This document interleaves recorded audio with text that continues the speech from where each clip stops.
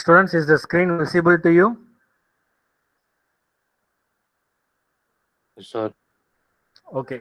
So welcome back to the second session of the day. So we'll continue the OSI layers. In the morning class, we have completed all the 7 layers and we have dealt with the detailed description. So I'll play a video now. You just go through those videos. If your audio uh, is not clear enough, I will have a discussion over this video. So you just go through the video. If the audio is on the lower side, you just ensure that your video is good enough. Okay.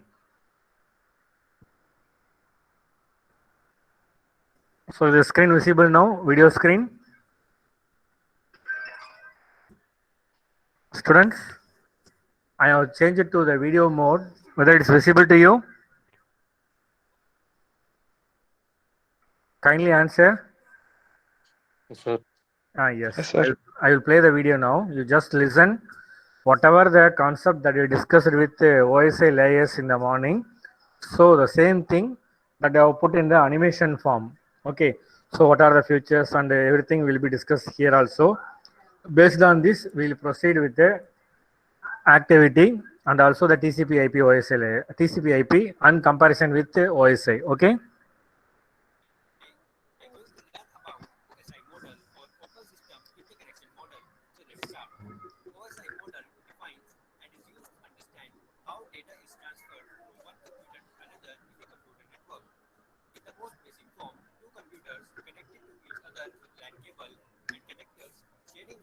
Is the audio available to you? While the video is playing, whether the audio is available to you? Students? Students, can you able to hear me? Sir, no, sir, not audible. Video is visible to you while it's playing. Yes, sir. Okay, you just Audio, sir. okay, no problem. You just listen that video. So I'll then and there I will give some voice. Okay, by stopping that one, I will be giving the voice. Okay, you just go through the video. So I'll post this same thing in that Google Classroom. You can access. Normally in the audio, you will be having only those background information. So I'll also give that one.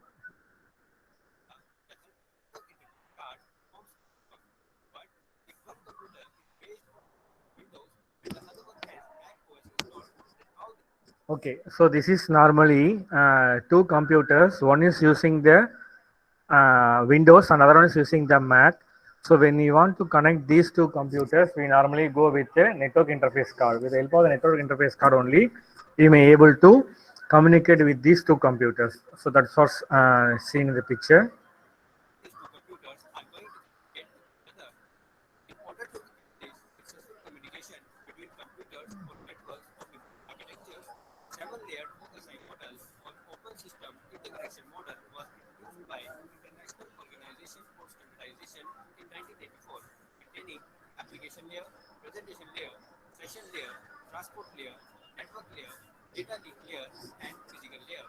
Okay, so these 7 layers will comes into picture if we want to establish a communication between the two entities or the two users in which they are using the different formats. For example, here we are using Windows platform. That is a different platform. Here we are using the Windows. Here we are using the Mac. So in order to communicate with these two, we go with these 7 layers.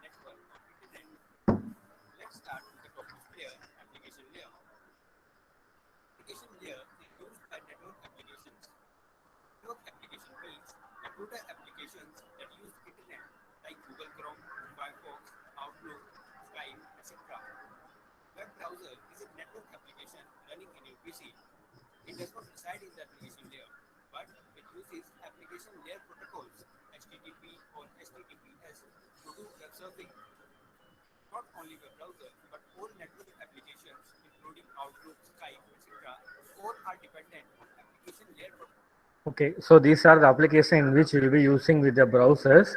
So in order to use this application, we make use of the protocols that are available with network layer. As I told that each and every layer will have their own soldiers. The soldiers are nothing but these protocols. Here we make use of HTTP, Hypertext Transfer Protocol. Then this S stands for the security. So by using this protocol, we make use of this application with the help of the browsers. There are dozens of application layer protocols that enable various functions at this layer. All these protocols collectively form application layer. These protocols form the basis for various network services like file transfer, web surfing, emails, virtual terminals, etc. File transfer is done with the help of FTP protocol. Web surfing is done with the help of HTTP or HTTPS protocol. For emails, SMTP protocol is used, and for virtual terminals, Telnet is used. Okay, so by using this application layer, you can able to do file transfer, web surfing, email, and virtual terminals. So in order to establish the file transfer, we go with the FTP. This is one of the soldier, or you can call this a protocol. Then HTTP for surfing. Then for email, you will be using SMTP, Simple Mail Transfer Protocol.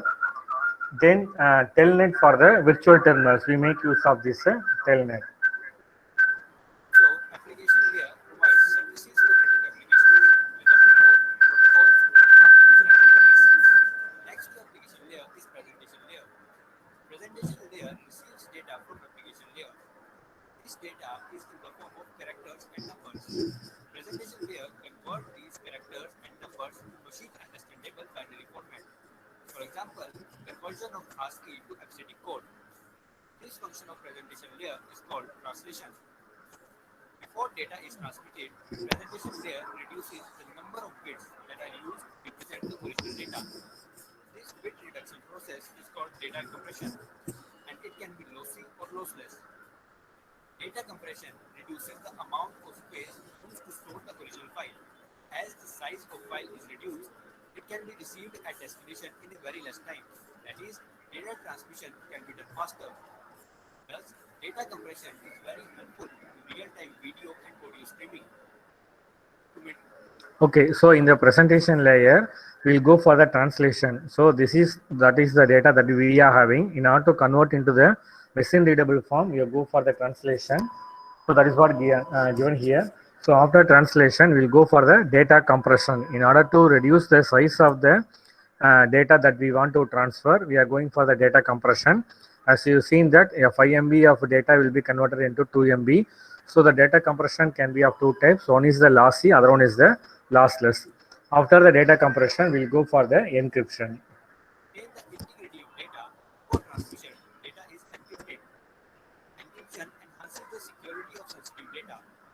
At sender side, data is encrypted, and at receiver side, data is decrypted. SSL protocol or Secure Sockets Layer protocol is used in presentation layer for encryption and decryption. So in that encryption process, we make use of the secure socket layer protocol for encryption as well as decryption. So this is what happens in the presentation layer. So we are coming from top to bottom. So presentation layer basic functions: translation, compression, and encryption, decryption. Now session layer. Suppose you have planned for a party. You have hired helpers ensuring that each activity runs smoothly. Helpers will help you in setting up, assisting, leading, and then closing the party. Same is the case with session layer. Session layer helps in setting up and managing connections, namely sending and receiving of data, followed by termination of connections or sessions. Like you hired some helpers for a party, session layer 2 has its own helpers called APIs or application programming interfaces. NetBIOS or Network Basic Input Output System is an example of APIs which allows applications on different computers to communicate with each other. Okay, so this session layer will takes care of the session that is going to happen. For example, in the picture you have a party being arranged. For that, in order to arrange the party, sorry, And there are several people involved, for example, for organizing, for serving, and for making this engagement to be happen. So you have several activities carried out as a group. So in order to have a session layer, in order to execute their task, we make use of this API and NetBIOS. Thus, session or a connection is established with the server. Server performs a function called authentication. Authentication is the process of verifying who you are. For this, server uses a username and a password. Once entered username and password are matched, session or a connection established between your computer and the server. After authenticating the user, authorization is checked. Authorization is the process used by server. So as you know that in that session, when you want to log in into the session, we'll go for the two process. One is the authentication, other one is the authorization. So authentication is nothing but entering your username and password. Once the password matches the data that is available with the server, then you are allowed to enter, or you have the permission to log in. So that is said to be the authentication. Then authorization is nothing but whenever you are after login, if you are used to upload an image or you want to delete the image, so those things can be permitted only for the authorized user. So you are given permission after being entered into an login account with some preferences, or you can say priority. Okay, so that is said to be the authorization. You are given permission to execute your task. Okay, that is said to be the authorization. Determine access a file. Now, you will get a message saying you are not authorized to access the page. Both of these functions, authentication and authorization, are performed by session layer. Session layer keeps a track of the files that are being downloaded. For example, a web page contains text, images, etc. These text and images are stored as separate files on the web server.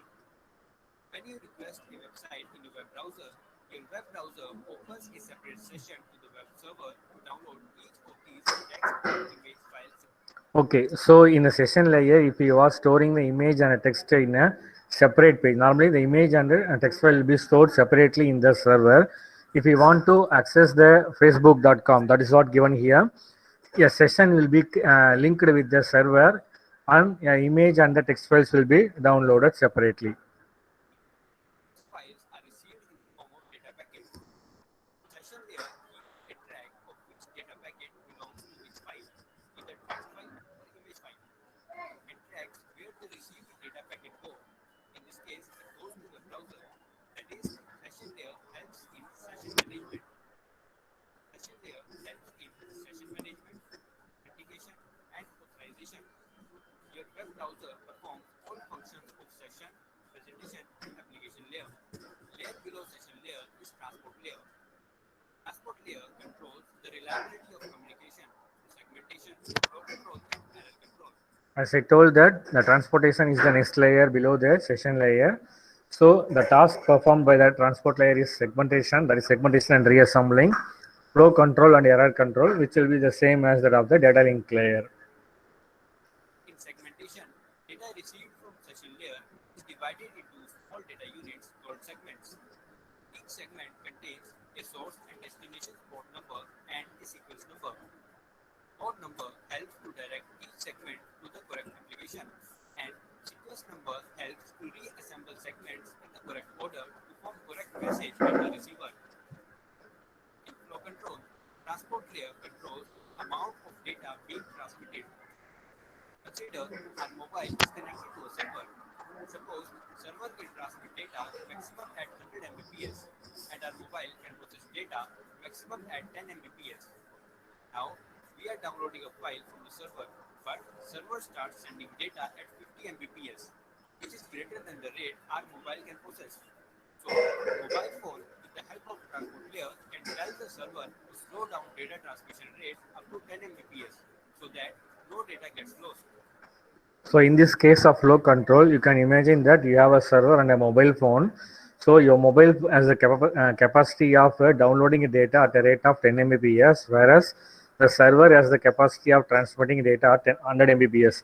Initially, when you transmit a 50 Mbps of data, even though you are transmitting 10 Mbps data, the mobile can be able to receive only 10 Mbps.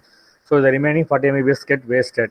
So this mobile will insist, by the help of the transport layer, it insists the server to transmit the data at a 10 Mbps in which I have the maximum capacity to receive. So the server will again reduce the data rate of a 10 Mbps so that the mobile can be able to receive the data. So this is how the flow is controlled over in a transport layer. Similarly, server is sending data at 5 Mbps. Mobile phone tells the server increase data transmission rate to 10 Mbps. So this is the other case. If the server is sending the data at a 5 Mbps, whereas the mobile has the capacity of receiving data at 10 Mbps. So it again initiates the server to transmit the data at my capacity, that is the mobile phone capacity. So the server increases the speed to 10 Mbps again. To maintain system performance, transport layer also helps in error control. If some data does not arrive the destination, transport layer uses automatic repeat request schemes to retransmit the lost or corrupted data. A group of bits called checksum is added to each segment by the transport layer to find out the received corrupted segment. Protocols of transport layer are Transmission Control Protocol or TCP and User Datagram Protocol or UDP. Transport layer performs two types of services: connection-oriented transmission and connectionless transmission. Connection-oriented transmission is done via TCP, while connectionless transmission is done via UDP. UDP is faster than TCP because it does not provide any feedback whether data was really delivered, whereas TCP provides a feedback. Therefore, lost data can be retransmitted. Okay, so in this case, the UDP is used for the connectionless service and TCP is used for the connection oriented service. The UDP, from the figure, you can see that it is faster when compared with the TCP, but there is no feedback available. If you have lost anything, you cannot able to recover with the UDP. Whereas in the case of TCP, you have feedback, so that the last segments can be retransmitted and you can able to obtain with the help of the TCP. That's why TCP is called a reliable protocol and UDP is a unreliable protocol. In TCP, UDP is used where it does not matter whether we have received all data. For example, online streaming movies, songs, games, voice over IP, TFTP, DNS, etc. On the other hand, TCP is used where full data delivery is fast. For example, World Wide Web, email, FTP, etc. So, transport layer is involved in segmentation, flow control, error control, connection-oriented and connectionless transmission. Transport layer passes data segments to the network layer. Network layer works for the transmission of the received data segments from one computer to another located in different networks. Data units in the network layer are called packets. It is the layer where routers reside. The function of network layer are logical addressing, routing, and path determination. IP addressing done in network layer is called logical addressing. Every computer in a network has a unique IP address. Network layer assigns sender and receiver's IP address to each segment to form an IP packet. IP addresses are assigned to ensure that each data packet can reach the correct destination. Routing is a method of moving data packet from source to destination. So as I told that the network layer is capable of performing three tasks. One is the logical addressing, routing, and other one is the path determination. So with the help of, in case of logical addressing, we will be using IPv4 or IPv6 Internet Protocol version 4 and version 6. It is used to identify exactly the systems or the nodes available in the network, and with the help of that address you can able to perform the routing. So in order to execute the routing, we make use of the routers, then we will have the path determination. And it is based on the logical address format IPv4 or IPv6. Suppose computer A is connected to network 1 and computer B is connected to network 2. From computer B, we have requested to access Facebook.com, and now there is a reply from Facebook server for computer B in the form of packet. This packet needs to be delivered to computer B only. Since in a network, each device has a unique IP address, so these both computers will be having a unique IP address as well.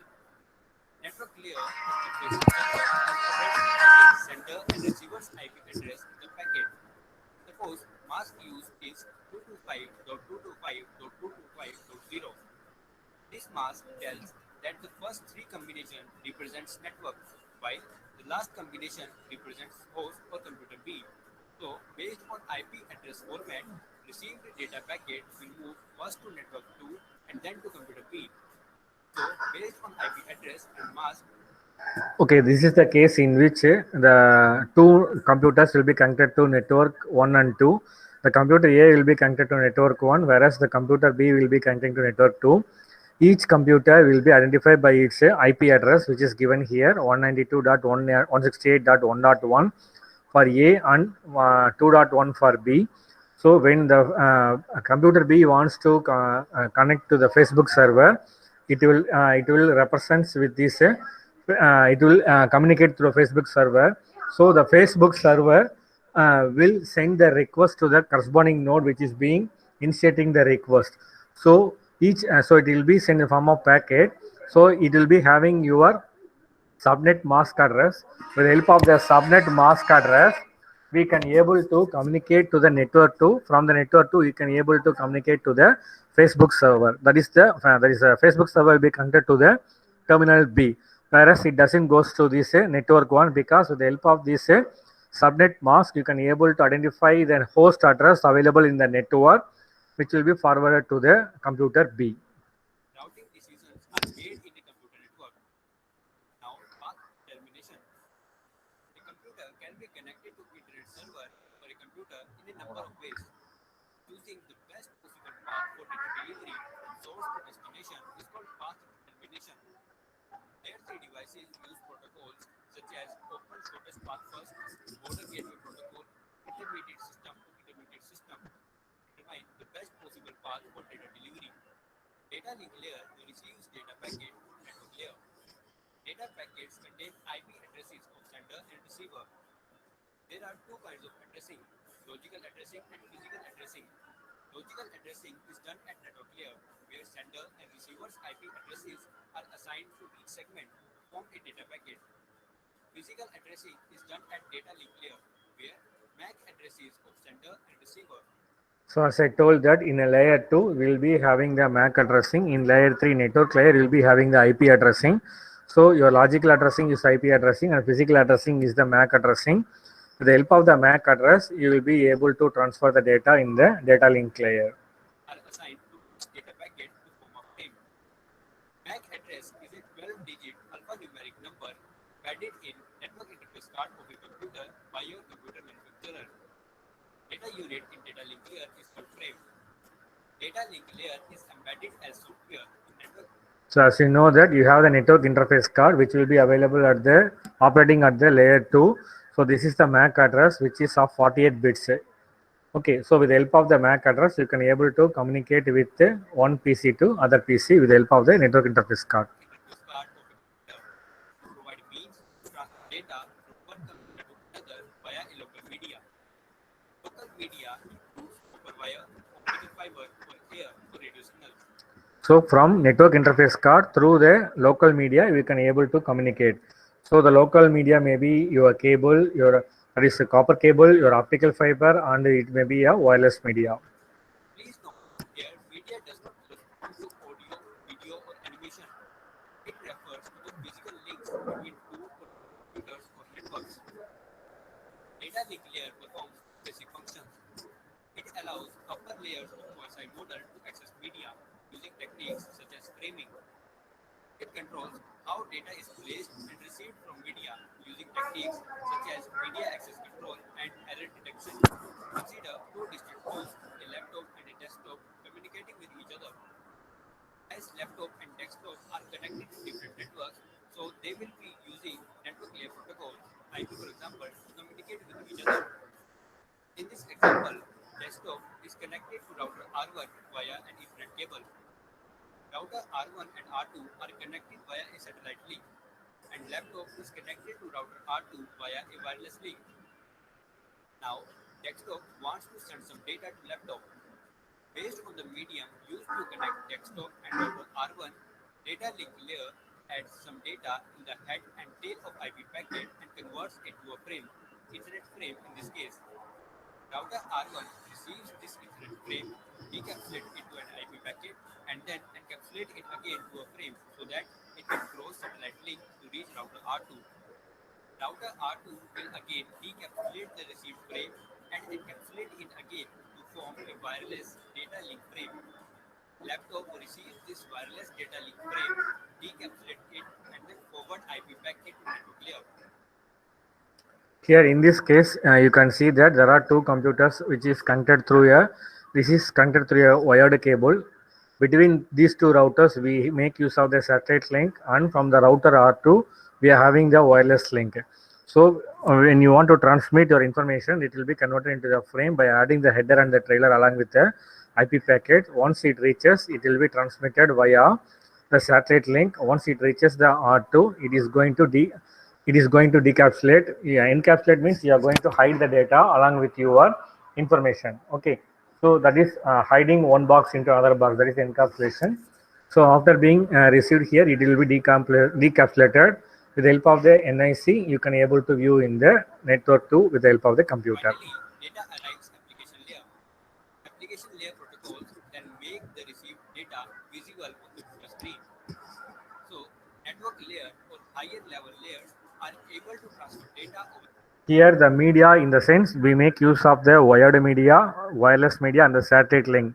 So with the help of all the three, we can make use of this framing, that is transmission of data from one node to the other node. Media with the help of data link layer. That is, data link layer provides access to media for higher layers of OSI model. Data link layer also controls how data is placed and received from the media. The technique used to get the frame on and off the media is called media access control. There may be a number of devices connected to a common media. If two or more devices connected to same media send data at the same time, then there may be a possibility of collision of the two messages, resulting in a useless message that neither recipient can understand. To avoid these situations, data link layer keeps an eye on when the shared media is free, so that device can transmit data for the receiver. This is called carrier sense multiple access. So data link layer with its media access control methods controls. So this data link layer make use of the media access control. So in this case, you can see there are three PCs being shared with a common terminal. If all the three share simultaneously, it results in a collision of data, so that none of the information that is being transmitted will be received by the destination source. With the help of the media access control, you can able to direct the error with the help of this. So this data link layer will make a eye on those cables, that is a medium, which can able to sense the data who is going to transfer. So with that, we can able to avoid the collision with the help of the CSMA, carrier sense multiple access. Data transmission. Tail of each frame contains bits which are used to detect errors in the received frame. Errors occur due to certain limitations for the media used for transmission. As I told that in each frame, you will be having the header and the trailer. The trailer is used to detect the errors. Okay, there are several error correction mechanisms or detection mechanisms available. So with those mechanisms, we can able to identify the exact errors that have been occurred while receiving. Data. The last layer is physical layer. Till now, data from application layer has been segmented by transport layer, placed into packets by network layer, and framed by data link layer. So in this case, you can see from the transport layer, you will be having the segments from the upper layer, from the session, then the presentation and the application layer, you will be receiving the message. The message will be converted into segment and the transport layer. In the network layer, it is converted into packet. Then in the data link layer, it has been converted as a frame. The same binary zeros and ones. Physical layer convert these binary sequence into signal and transmit over local media. It can be an electrical signal in case of copper cable or LAN cable, light signal in case of optical fiber, and radio signal in case of air. So this physical layer will convert the available data in the form of frames into stream of bits. The stream of bits will be converted into a signal, which may be electrical signal, which we make use of the copper cable, or it may be a light signal for which you will be make use of the optical fiber, or it may be a wireless media in which you will be converted. Will be transmitting through a air. So, signal generated by physical layer depends on the type of media by both devices. At the receiver, physical layer receives signals, convert it to bits, and layer as a frame. Frame is further decapsulated as data moves to higher layers. Finally, data is moved to application layer. Application layer protocols makes the sender's message visible in the application in the receiver's computer screen. In this way, OSI model is helping transfer data between distant hosts. So, these 7 layers of OSI model are lying behind the smooth functioning of internet. If we have learned something from this. Okay, so that's all from the video. So with the help of this OSI layer, we can able to transfer the message from the one entity to the other entity. So I hope that this video is very useful to you. I will post the same video in the Google Classroom. You kindly go through this video, and if you have any doubt, you can ask now regarding the OSI layers. Students, if you have any doubt, I hope only the audio is on a little bit lower side. The video is, I hope you can able to see that video very clearly. Am I right, students? Students? Yes, Pa? Is the video is very clear with you? Yes, sir. Clear only, sir. The audio is on the lower side. Am I right? Yes, sir. Okay, so for that only I have given a voice at the background. You just to play that video after I posting this class. Okay, so after this class is over, I'll post the video in the same classroom. You just go through that. So now we'll move on to the topic after this one. This will have a comparison over this OSI and the TCP. As you know that you have 4 layers available with the TCP IP. So we have a comparison over these 4 layers now.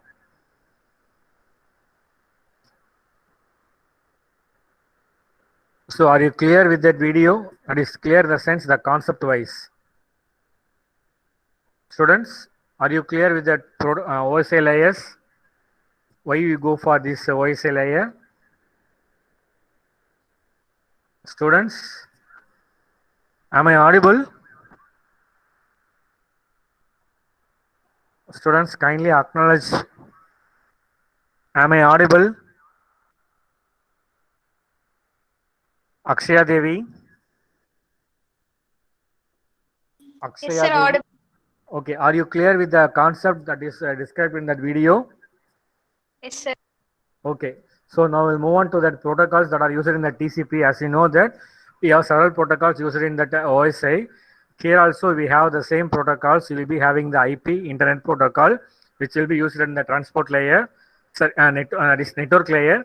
In transport layer, we'll make use of this TCP and UDP. One is for wired and one is for wireless connectivity. Then we will be having that ICMP, that is the Internet Control Message Protocol. This is for the control on the error message. Then IGMP, it is the Internet Group Message Protocol. See, normally we have discussed about the unicasting, multicasting, and broadcasting. So for that purpose, we'll make use of this IGMP when you go with unicasting or multicasting. Unicasting is nothing but peer-to-peer, and the multicasting is nothing but we will be having this multi-point. Okay. Then we will go for the ARP. So as you know that in order to convert the data, that is a MAC address and IP address and IP address and MAC address, we need a protocol. Okay, so when you are moving away from one network to another network, we should have the MAC address, but within the LAN network or within your network, we will be having the IP address. For that, we'll go with the ARP and a reverse ARP. Okay, so the ARP is to know the physical address and RARP is to know the internet address. Internet address is nothing but your IP address. Okay, so when you go from layer 3 to layer 2, we'll go with the ARP, and also to go with layer 2 to layer 3, we'll go with the RARP. Okay, then the TCP and UDP, as you know that it is used in the transport layer. So it is for connection oriented and for the connectionless, which is a TCP is reliable, and whereas this UDP is a unreliable protocol.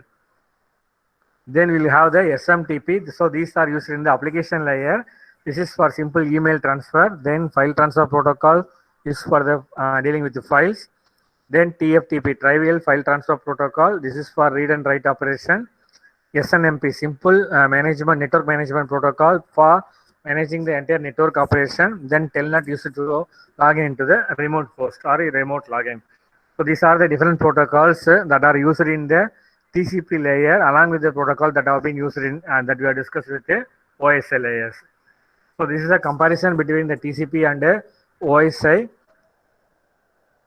As you see, so the TCP stands for the Transmission Control Protocol. This is a open system interconnection. It has 4 layers. It has 7 layers. So TCP is more reliable, whereas OSI is less reliable when compared with the TCP. So it has very strict boundaries. It does not have very strict boundaries, whereas OSI will have these boundaries. So because that are boundaries only, it is usually very limited when compared with the TCP. So it follows a horizontal approach, whereas this follows a vertical approach. Okay.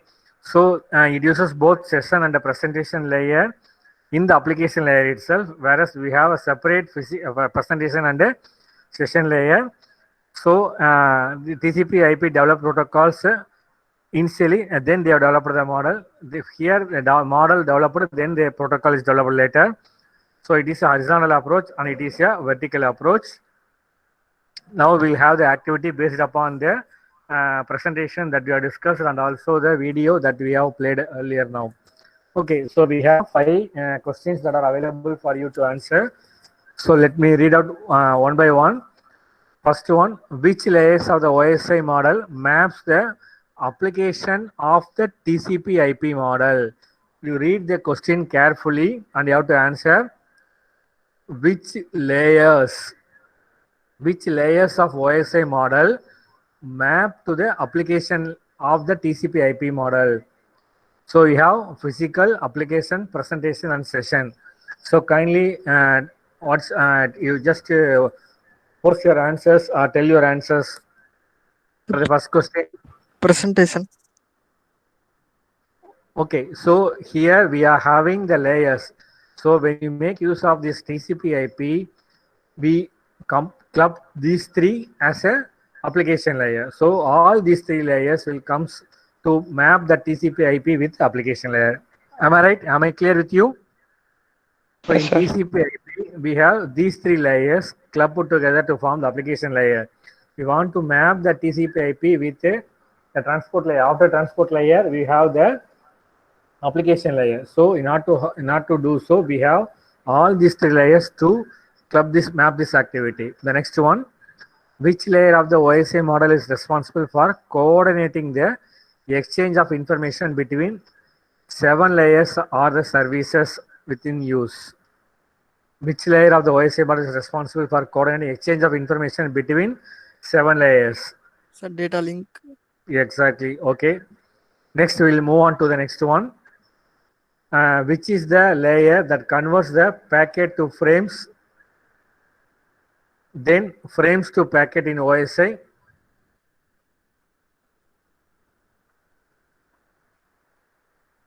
Data link. Okay, here the data links. Here you may have confusion that the data link layer and the session layer can also place a vital information. So when you say coordinating the exchange of information, so when you say the coordinating, so when you are going to establish a session, you need to manage, execute, and terminate the calls. For this, you will have the session and a data link layer plays a vital role here. Excuse me. For here, to convert the frames into packet, that is layer 2 to layer 3, and for packets into frames, layer 3 to layer 2, we have the data link layer. The next question, what is the information that is used on the layer 3 of OSI?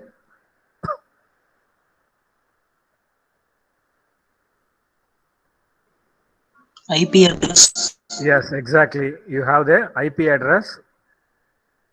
IP address is used for this layer 3. What about the MAC address where we are using?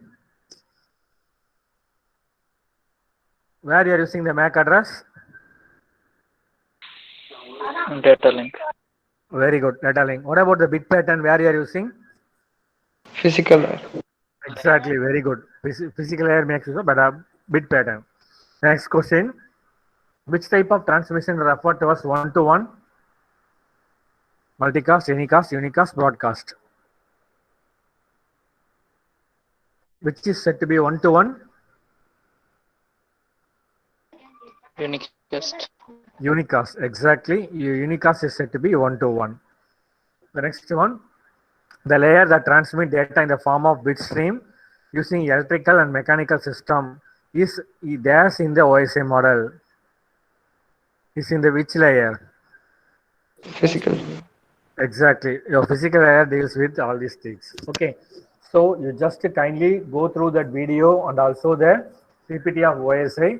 So this is very much important as far as unit 1 is concerned. Definitely it will be asked in the 16 mark question. They may ask you to expand the features on responsibilities of OSI layers. Okay. So when you go through this PPT or with the video, you will get a clear explanation so that you can write by yourself. Okay. So that's all for the session with respect to OSI layers. So now we'll move on to the next one.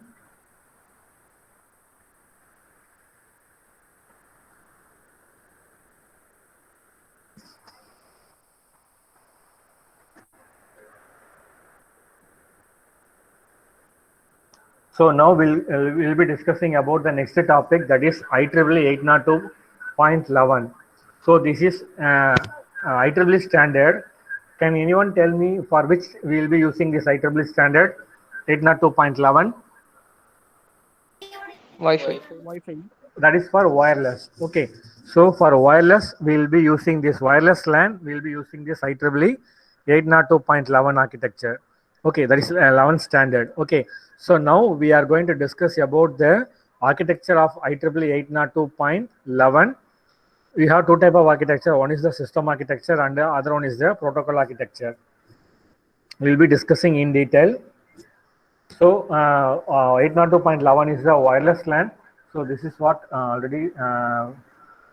So that is the slide normally discussed for the 802.11 in the wireless networks. Just I have taken the same thing from the wireless networks course. Okay, that's why you have a slide over there. So we'll be discussing this wireless LAN IEEE 802.11.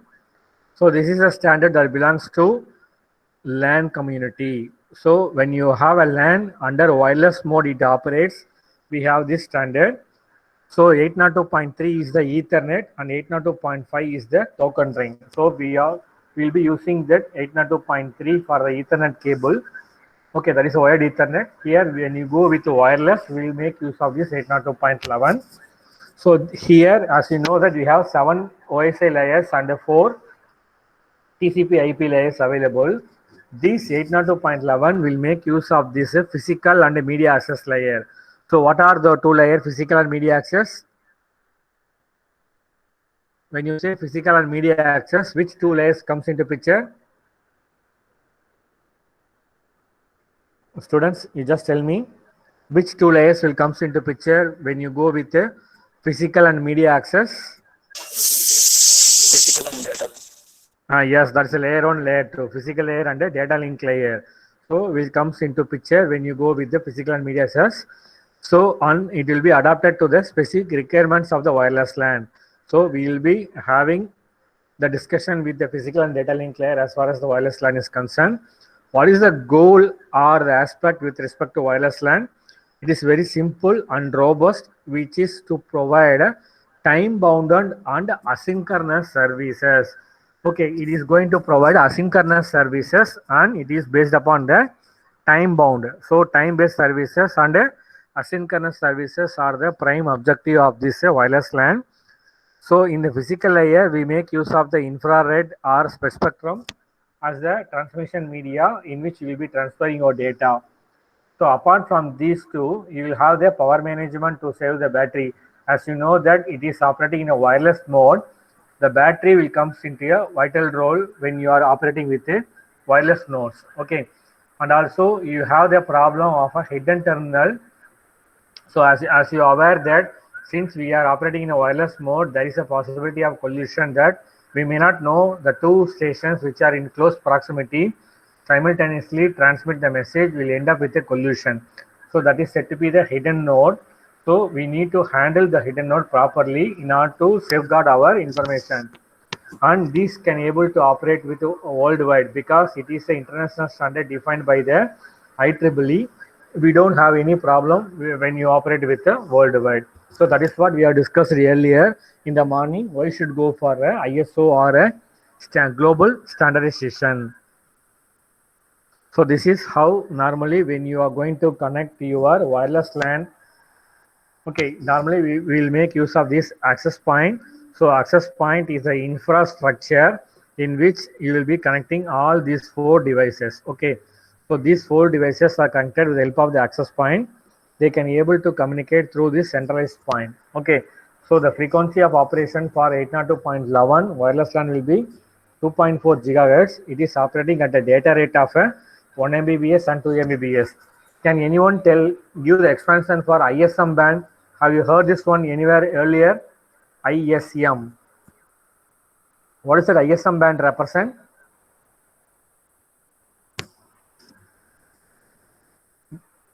What is that ISM band? Students, kindly let me know what is that ISM band?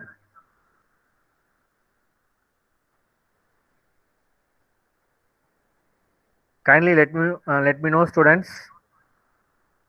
If you know, you just tell me. Bharadiraj, Bharat Kumar, Abhinath. Anyone can answer. I am keep on repeating your names, but you people are not responding. Akshaya Devi, Jay Sharma. What is that ISM band? Do you know or not? Sir, don't know, sir. Okay. No, sir. Okay. So ISM band is a band that is defined for industrial, scientific, and medicinal band. So if you are operating your wireless devices under the band, it is safety. Okay, when you are operating beyond that band, okay, it is a unlicensed band in which you can able to operate with a frequency range of 2.4 gigahertz. Okay, so when you are operating with ISM, you are operating in a safer frequency range or a safer mode. Okay, so normally this is a standard that everyone has to operate with when they are operating in a wireless mode. Okay, so with this 2.4 gigahertz band, you will be having a data rate of 1 Mbps and 2 Mbps. This is very much minimum when compared with the wired cable. Okay, wired Ethernet, you may have the data rate of 100 Mbps. Since we are operating in a wireless environment, there is a huge external factors that comes into picture when we operate or transmit your data. That's why you have very minimum data rate here. So this is the system architecture of this 802.11. This system architecture consisting of your access point. Then you have the portal available. So if you want to connect your network to a wired environment, okay, we make use of this portal. With the help of the portal, your network can be connected via wireless environment. This is your wireless setup. We have 802.11, and this is another wireless setup. This is one type of LAN, and this is another type of LAN. Here we make use of the access point for both the cases. You kindly tell me that without this access point, you can call this network as one type of network. Can you answer that one? What is the type of the network if you don't have the access point here, but you can able to stay connected with the nodes in the network? Do you know what is the name of the network? BSS. No. BSS is the label that is given for this basic service set. Basic service set is the label given for this LAN network. Okay, you just listen my question. You have one PDA and you have one laptop which is being connected with the wireless media to the access point. Now you are assuming that there are no access point available. Okay, if there is no access point, still you can able to communicate between these two. If you don't have any access point, you can call a network with some name. Do you know that one? Have you heard this one? This is also a wireless network. Do you have any guess? Bluetooth. No, it's not Bluetooth. It is an ad hoc network. Okay, a temporary network without any infrastructure. So when you say infrastructure here, the access point is the infrastructure in which you can able to communicate. Without any access point, if you are connecting these two devices, it is said to be a ad hoc network, or you can say temporary network. Okay, so when you go with the access point, you have some type of infrastructure. We are operating in a wireless mode. Okay, See, we have the distribution systems available. So the distribution system is used to connect a more number of LANs together. Okay. So when you have, this is one type of LAN, this is another type of LAN. Likewise, if you have a number of LANs, it is called ESS, that is a extended service set. If you have one type of LAN, the boundary in which you will be connecting all the devices are said to be basic service set. If you have a number of basic set, you can call by number 1, 2, and so on and so forth. So when you have all these BSS put together, it is called a ESS, that is a extended service set. With the help of the distribution system, since we are having all the devices being connected in a wireless mode here, if we want to connect to a wired mode, here we have the wired mode connectivity. With the help of the portal, this wireless network can be connected to the wired mode. So this is said to be the system architecture. Here we have several labels and notations given. So here this STA, which is represents to be the station, or you can have it as a mobile terminal. You have a number of stations. For example, you have 2 stations here, STA 2, STA 3 available. Then you have a station 1 here. Okay, so these are the terminals or the mobile. Here BSS says to be a basic service set. It is a group of stations using the same radio frequency. This is the boundary. With this boundary, you have a single frequency that is being shared by all the users with this one. Here the blue color circle represents the coverage area of the boundary. Okay, this lighter one represents the coverage area of the extended service set. Okay. So they have the portal. If you want to bridge a network which is of wired connectivity, wireless connectivity to a wired connectivity, we go with this portal. Then the distribution system is used to interconnection of network to form a logical network. Okay, so this is one type of LAN, another type of LAN. If we want to connect these two, we'll go with the distribution system. So this is all about the system architecture. So we are going into the micro level. So in this case, we are discussing the macro level.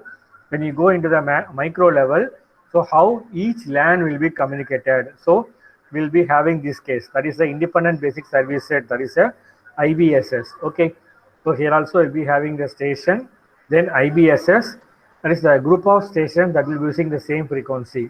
Okay, that is the IBSS. This coverage is the IBSS. Okay, several IBSS can be either formed with a distance between the different carrier frequencies. Okay, so this is all about at the micro level. This IEEE 802.11 does not specify any special nodes for routing, forwarding, or data forwarding or exchanging. Okay, so here we make use of this HyperLAN or Bluetooth. So when we make use of the access point, you will be using this Bluetooth for your communication.